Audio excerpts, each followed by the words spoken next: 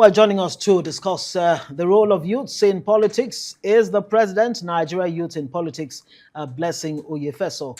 Good to have you on News Night. Yeah. So, 18 to 35-year-olds actually constitute what you would describe as youths in Nigeria or anywhere else for that matter. They form the largest voting bloc in the country as we speak. But the youth don't seem to be pulling their weight in Nigeria. Why is that? Yeah, thank you very much. That is one of the biggest challenge that the Nigerian the democracy is faced with.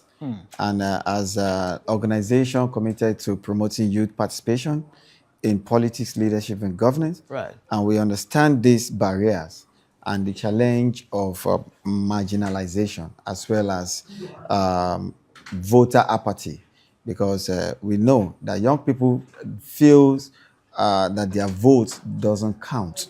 Young people feels that they have no belief in the electoral system.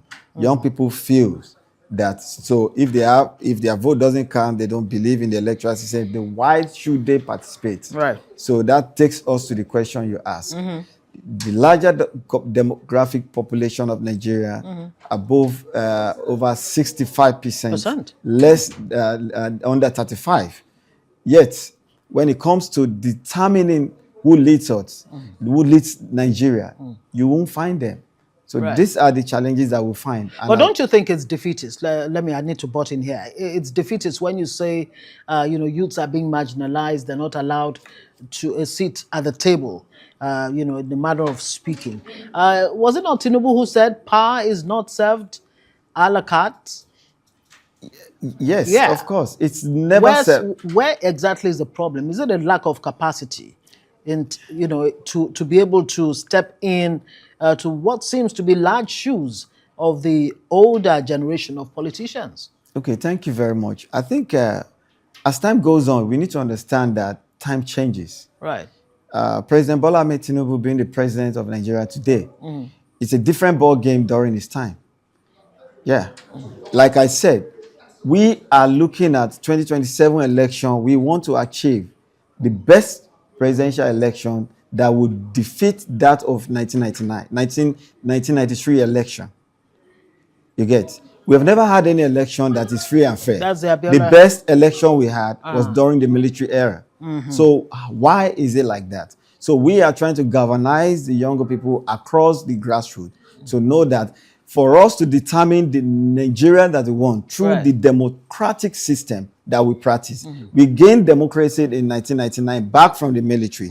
And the larger demography of the population have lost hope in the process. So we need to rekindle the hope back. Okay. So the younger people need to know that for us to have another election, for us to have another democratic dispensation, for young people to know that this is our country, then we must come together for us to ensure that we not only monitor the activities of INEC during the 2027 election, and also we must also be active participants to ensure that the election is violence-free, is peaceful and credible. Of course, you've had this meeting where you brainstormed on the need to have Nigerian youth front and center of our politics or democracy, if you like. So what would be the way forward? I mean, you talked earlier about the need to change the narrative and the perception that the youth's votes don't count at the end of the day. So first off, what are you doing to change, that narrative in a way that will get to the grassroots where the youth are? And what are you doing really to actually build capacity? Okay, thank you very much. Like I said earlier, you see, the entire structure, the system of electoral system of Nigeria is a cake, is dying, or let me use is dead, because if not, out of over 90-something million voters, you would get less than 30 million going out to vote. Going out to vote. Why? That is a total failure. And so what we are doing as an organization, having realized this lacuna, having realized these challenges, is to now come out to bring the confidence of the younger people would constitute the larger demography of the nation to know that we can own the system. Yeah. That the only way we can own the system is when we come out to form a bloc. The only way we can own the system is when we guard the process. The only way we can own the system is when we come out to say, this is our time to decide who governs us, how they govern us, and we want to know the process. How did they get into office, which is democratic, and that is why we look at it. The only way you can never, not even in President Tinubu's time, is a king of protests. He has understood the nitty-gritty of when it comes to protest. Right. You can never win any government of Nigeria through protest. So the best way you can, if you don't want the government of the day, or the government of yesterday, or the government of tomorrow, or if you perceive that, oh, what you want is like what I buy and what I get. And you what I ordered versus what I thank you. ordered. So what do you have to do? This is democracy. You need to get yourself together constitutionally. The only way we can really exercise. Let's see how popular the younger generation is. Now, speaking of getting together, I mean, there was this planned youth confab where 36,000 youth were to be drawn from, different parts of the country. It was supposed to hold in 2025. Do you have an idea why that youth confab has stalled till date? Well, I think I would rather like to stay within my jurisdiction. Because when you talk about youth confab, I think the best person to put that question is the Minister of Youth. Yeah, but there was a portal opened for Nigerian youth to actually register. I have no information about at the all. portal. I mean, I'm aware that's of the interesting. portal, I mean, right. But it is out of my jurisdiction to talk about a matter. Understandably so. For somebody like you, who's the president of Nigerian Youth in Politics, and you don't have an idea where that particular youth confab is going, that in itself is quite telling.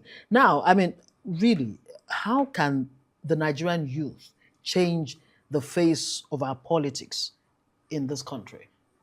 Okay, I think one of the reasons why we are where we are today is, okay, largely you could talk about the economic situation, because most likely election is around the corner. This electoral cycle. Yeah.